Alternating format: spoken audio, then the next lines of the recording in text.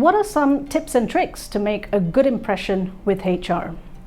In my personal experience, speaking to a lot of tech candidates who interview with us, normally HR is the last round because the business would have done their technical interviews, ascertained that yes, they are good enough for us, we want to hire them. It comes to the HR round.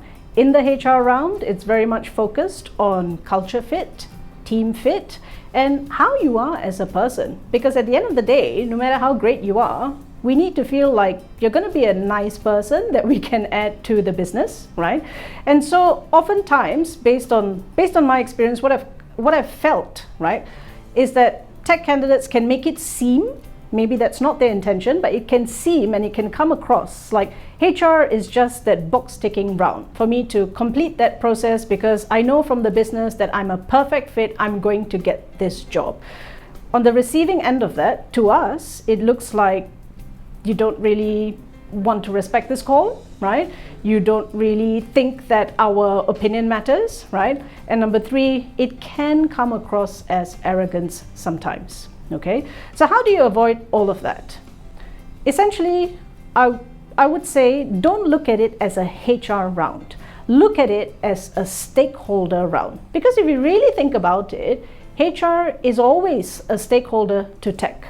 We use so many tools, so many systems, we have constant interaction with tech as well. So think of it as a stakeholder round, right? When it comes to the HR interview, there are a few things you need to get sorted, right? Preparation is always key. Never enter any interview, forget about HR, without preparing, right? Preparation is key. Number one, by now, you should have a clear idea of what the role is because you've spoken to the business, you understand what the requirements are. Have an executive summary of this in layman terms because HR honestly will switch off when we hear all of this technical jargon simply because we do not know what it means. But when you put it into layman terms and have a genuine conversation with HR, we feel like, yes, you know, you've made the effort and we're having a good conversation with you. Secondly, when the interview starts, now that you're prepared, you should be very confident already.